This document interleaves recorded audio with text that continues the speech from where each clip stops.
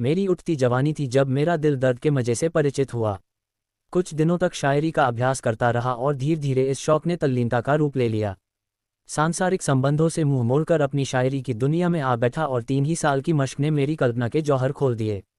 कभी कभी मेरी शायरी उस्तादों के मशहूर कलाम से टक्कर खा जाती थी। मेरे कलम ने किसी उस्ताद के सामने सर नहीं झुकाया। मेरी कल्पना एक अपने आप बढ़ने वाले पौधे की तरह छंद और पिंगल की कैदों से आज़ाद बढ़ती रही और ऐसे कलाम का ढंग निराला था। मैंने अपनी शायरी को फारस से बाहर निकालकर यूरोप तक पहुंचा दिया। यह मेरा अपना रंग था। इस मैदान में न मेरा कोई प्रतिद्वंद्वी था, न बराबरी करने वाला, बावजूद इस शायरों जैसी तल्लीनता के मुझे मुशारों की वाह वाह और सुभान अल्लाह से नफरत थी। हाँ, काव्य रसिकों से बिना अपना नाम बताए हुए अक्सर अपनी शायरी की अच्छाइयों और बुराइयों पर बहस किया करता। तो मुझे शायरी का दावा न था, मगर धीरे धीरे मेरी शोहरत होने लगी और जब मेरी मसनवी दुनियाए हुस्न प्रकाशित हुई तो साहित्य की दुनिया में हलचल सी मच गई।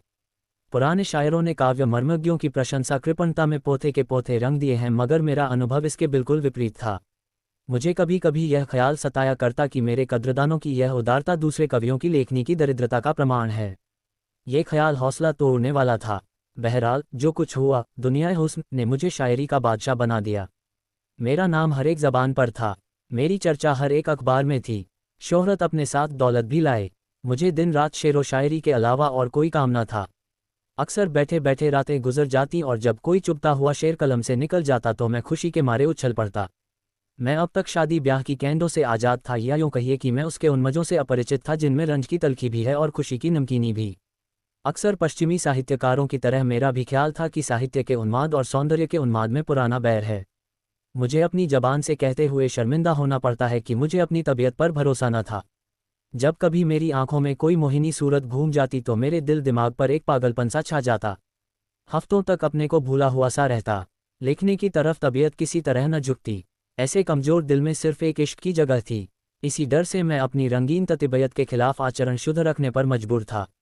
कमल की एक पंखुड़ी, श्यामा के एक गीत, लहलहाते हुए एक मैदान में मेरे लिए जादू का सा आकर्षण था, मगर किसी औरत के दिलफरेब हुस्न को मैं चित्रकार या मूर्तिकार की बेलौस आंखों से नहीं देख सकता था। सुंदर स्त्री मेरे लिए एक रंगीन कातिल नागिन थी जिसे देखकर आंखें खुश होती हैं मगर दिल डर से सिमट जाता है। खैर, दुनियाए हुस्न को प्रकाशित हुए 2 साल गुजर चुके थे। मेरी ख्याति बरसात की उमड़ी हुई नदी की तरह बढ़ती चली जाती थी। ऐसा मालूम होता था जैसे मैंने साहित्य की दुनिया पर कोई वशीकरण कर दिया है। इसी दौरान मैंने फुटकर शेर तो बहुत कहे, मगर दावतों और अभिनंदन पत्रों की भीड़ ने मार्मिक भावों को उभरने न दिया। प्रदर्शन और ख्याति एक राजनीतिज्ञ के लिए कोड़े का काम दे सकते हैं, मगर शायर की तबीयत अकेले शांति से एक कोने के बैठकर ही अपना जौहर दिखालाती है। चुनांचे मैं इन रोज बरोज बढ़ती हुई बेहुदा बातों से गला छुड़ाकर भागा और पहाड़ के एक कोने में जा छिपा। नैरंग ने वहीं जन्म लिया। 2 नैरंग के शुरू करते हुए ही मुझे एक आश्चर्यजनक और दिल तोड़ने वाला अनुभव हुआ। ईश्वर जाने क्यों मेरी अक्ल और मेरे चिंतन पर पर्दा पड़ गया। घंटों तबीयत पर जोर डालता मगर एक शेर भी ऐसा न निकलता कि दिल फड़के उठे।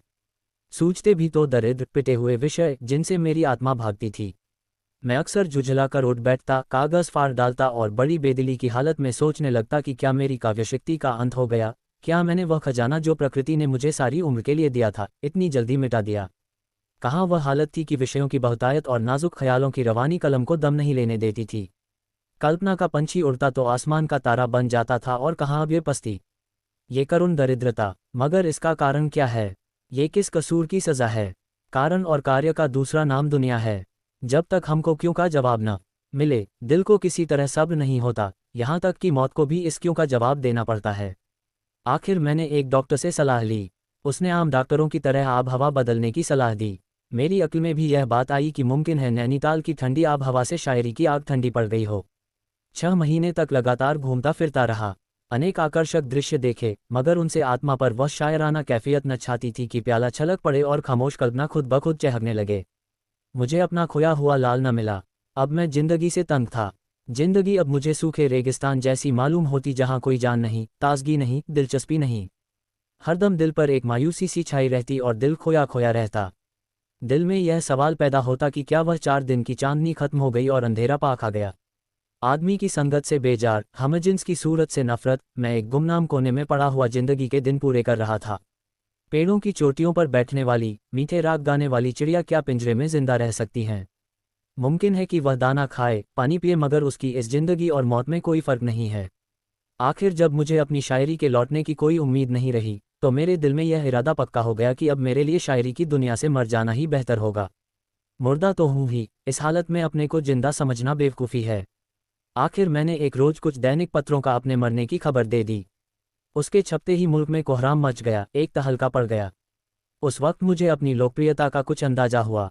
यह आम पुकार थी कि शायरी की दुनिया की किस्ती मंझधार में डूब गई। शायरी की महफिल उखड़ गई। पत्र पत्रिकाओं में मेरे जीवन चरित्र प्रकाशित हुए, जिनको पढ़कर मुझे उनके एडिटरों की आविष्कार बुद्धि का कायल होना पड़ा। न तो मैं किसी रईस का बेटा था और न मैंने रईसी की मसनत छोड़कर फकीरी अख्तियार की थी।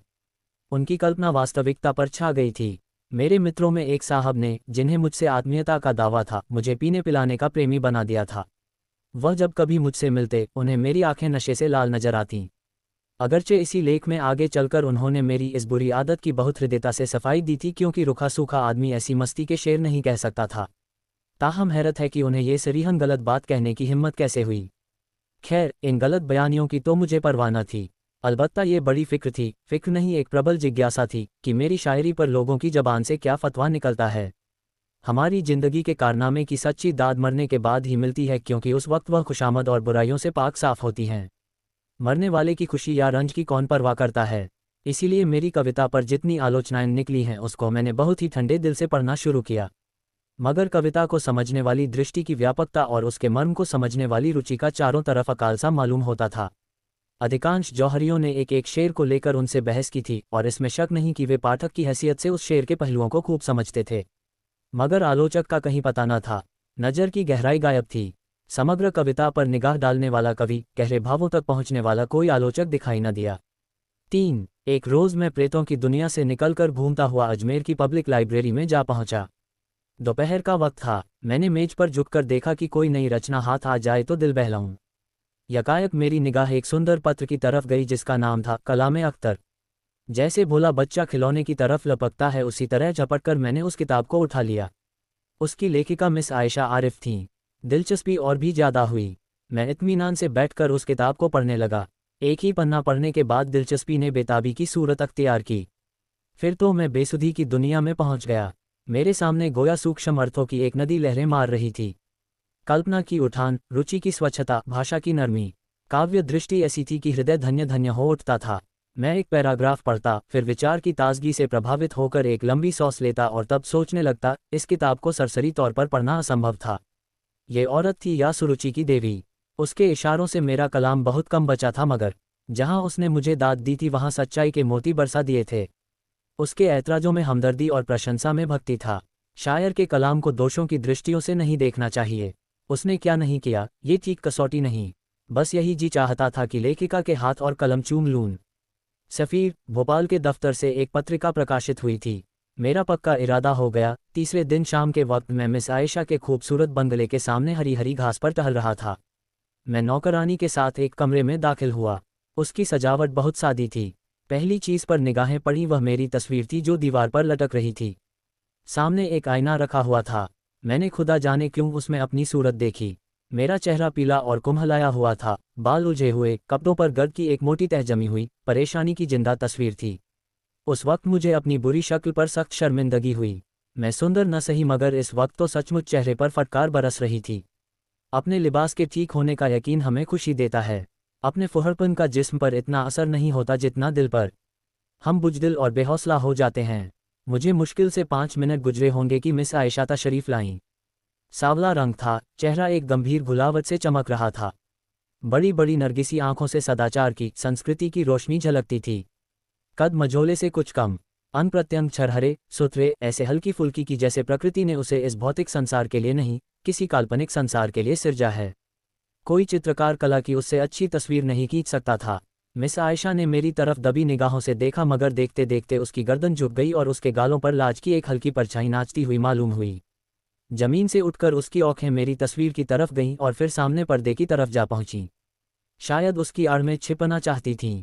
मिस आयशा ने मेरी तरफ दबी निगाहों से देखकर पूछा, आप स्वर्गीय अख्तर के दोस्तों में से हैं? मैंने सिर नीचा किए हुए जवाब दिया, मैं ही बदनसीब अख्तर हूँ। आयशा एक बेखुदी के आलम में कुर्सी पर से खड़ी हुई और मेरी तरफ हैरत से देखकर बोली, दुनिया हुस्न के लिखने वाले, अंधविश्वास के सिवा और किसने इस दुनिया से चले जाने वाले को देखा है? आयशा ने मेरी तरफ कई बार शक से भरी निगाहों से देखा। उनमें अब शर्म और हया की जगह के बजाय हैरत समाई हुई थी। मेरे कब्र से निकलकर भागने का तो उसे यकीन आ ही नहीं सकता था, शायद वह मुझे दीवाना समझ रही थी। उसने दिल में फैसला किया कि इस आदमी मरहूम शायर का कोई करीबी अजीज है। शक्ल जिस तरह मिल रही थी वह दोनों के एक खानदान के होने का सबूत थी। मुमकिन है कि भाई हो। वह अचानक सदमे से पागल हो गया है। शायद उसने मेरी किताब देखी होगी और हाल पूछने के लिए चला आया। अचानक उसे ख्याल गुजरा कि किसी ने अखबारों को मेरे मरने की झूठी खबर दे दी हो और मुझे उस खबर को काटने का मौका न मिला हो। इस ख्याल से उसकी उलझन दूर हुई। बोली, अखबारों में आपके बारे में एक निहायत मनहूस खबर छप गई थी। मैंने जवाब दिया, वह खबर सही थी। अगर पहले आयशा को मेरे दीवानेपन में कुछ था तो वह दूर हो गया। आखिर मैंने थोड़े लफ्ज़ों में अपनी दास्तान सुनाई और जब उसको यकीन हो गया कि दुनिया हुस्न का लिखने वाला अख्तर अपने इंसानी चोले में है तो उसके चेहरे पर खुशी की एक हल्की सुर्खी दिखाई दी और यह हल्का रंग बहुत जल्द खुददारी और रूपगर्व के शोक रंग से मिलकर कुछ का कुछ हो गया। गालिबन वह शर्मिंदा थी कि क्यों उसने अपनी कद्रदानी को हद से बाहर जाने दिया। कुछ देर की शर्मीली खामोशी के बाद उसने कहा, मुझे अफसोस है कि आपको ऐसी मनहूस खबर निकालने की ज़रूरत हुई। मैंने जोश में भरकर जवाब दिया, आपके कलम की जबान से दाद पाने की कोई सूरत न थी। इस तनकीद के लिए मैं ऐसी ऐसी कई मौतें मर सकता था। मेरे इस बेधड़क अंदाज ने आयशा की जबान को भी शिष्टाचार और संकोच की कैद से आज़ाद किया। मुस्कराकर बोली, मुझे बनावट पसंद नहीं है। डॉक्टरों ने कुछ बतलाया नहीं। उसकी इस मुस्कराहट ने मुझे दिल्लगी करने पर आमादा किया। बोला, अब मसीहा के सिवा इस मर्ज का इलाज और किसी के हाथ नहीं हो सकता। आयशा इशारा समझ गई, हंसकर बोली, मसीहा चौथे आसमान पर रहते हैं। मेरी हिम्मत ने अब और कदम बढ़ाए। रूहों की दुनिया से चौथा आसमान बहुत दूर नहीं है। आयशा के खिले हुए चेहरे से संजीदगी और अजनबियत का हल्का रंग उड़ गया। ताहम मेरे इन बेधड़क इशारों को हद से बढ़ते देखकर उसे मेरी जबान पर रोक लगाने के लिए किसी कदर खुददारी बरतनी पड़ी।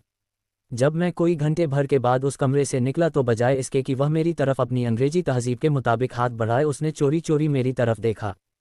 फैला हुआ पानी जब सिमटकर किसी जगह से निकलता है तो उसका बहाव तेज़ और ताकत कई गुना ज़्यादा हो जाती है। आयशा की उन निगाहों में असमत की तासीर थी। उनमें दिल मुस्कराता था और जज्बा नाचता था। उनमें मेरे लिए दावत का एक पुरजोर पैगाम भरा हुआ था। जब मैं मुस्लिम होटल में पहुंचकर इन वाक़यात पर गौर करने लगा तो मैं इस नतीजे पर पहुंचा कि गो मैं ऊपर से देखने पर यहाँ अब तक अपरिचित था, लेकिन भीतरी तौर पर शायद मैं उसके दिल के कोने तक पहुंच चुका था। 4. जब मैं खाना खाकर पलंग पर लेटा तो बावजूद 2 दिन रात भर जागने के नींद आंखों से कोसों दूर थी। जज्बात की कशमकश में नींद कहाँ। आयशा की सूरत, उसकी खातिरदारियां और उसकी वह छिपी छिपी निगाह दिल में एक सांसों का तूफान सा बरपा रही थी। उस आखिरी निगाह ने दिल में तमन्नाओं की रुमधूम मचा दी। वह आरजुएं जो बहुत अरसा हुआ मरमिटी थीं फिर जाग उठीं और आरजुओं के साथ कल्पना ने भी मुंदी हुई आंखें खोल दीं। दिल में जज्बात और कैफियत का एक बेचैन करने वाला जोश महसूस हुआ। यही आरजुएं, यही बेचैनियां और यही कोशिशें कल्पना के दीपक के लिए तेल हैं। जज्बात की हरारत ने कल्पना को गरमाया। मैं कलम लेकर बैठ गया और एक ऐसी नज़म लिखी जिसे मैं अपनी सबसे शानदार दौलत समझता हूँ। मैं एक होटल में रह रहा था, मगर किसी न किसी हीले से दिन में कम से कम एक बार जरूर उसके दर्शन का आनंद उठाता। गो आयशा ने कभी मेरे यहाँ तक आने की तकलीफ नहीं की तो भी मुझे ये यकीन करने के लिए शहादतों की ज़रूरत न थी कि वहाँ किस कदर सरगर्मी से मेरा इंतजार किया जाता था। मेरे कदमों की पहचानी हुई आहटे पाते ही उसका चेहरा कैसे कमल की तरह खिल जाता था और आंखों से कामना की किरणें निकलने लगती थीं। यहाँ 6 महीने गुजर गए। इस जमाने को मेरी जिंदगी की बहार समझना चाहिए। मुझे वह दिन भी याद है जब मैं आरजुओं और हसरतों के गम से आज़ाद था। मगर दरिया की शांतिपूर्ण रवानी में थिरकती हुई लहरों की बहार कहाँ। अब अगर मोहब्बत का दर्द था तो उसका प्राणदायी मज़ा भी था। अगर आरजुओं की घुलावट थी तो उनकी उमंग भी थी। मेरी यह प्यासी आंखें उस रूप के स्रोत से किसी तरह तप न होती। जब मैं अपनी नशे में डूबी हुई आंखों से उसे देखता तो मुझे एक आत्मिक तरावट सी महसूस होती। मैं उसके दीदार के नशे से बेसुध-सा हो जाता और मेरी रचना शक्ति का तो कुछ हद हिसाब न था। ऐसा मालूम होता था कि जैसे दिल में मीठे भावों का सोता खुल गया था। अपनी कवित्व शक्ति पर खुद अचंभा होता था। कलम हाथ में ली और रचना का सोता सा बह निकला। नए रंग में ऊंची कल्पनाएं न हो, बड़ी गूढ़ बातें न हो, मगर उसका एक एक शेर प्रवाह और रस, गर्मी और घुलावट की दाद दे रहा है। यह उस दीपक का वरदान है जो अब मेरे दिल में जल गया था और रोशनी दे रहा था। यह उस फूल की महक थी जो मेरे दिल में खिला हुआ था। मोहब्बत रूह की खुराक है। यह अमृत की बूंद है जो मरे हुए भावों को जिंदा कर देती है।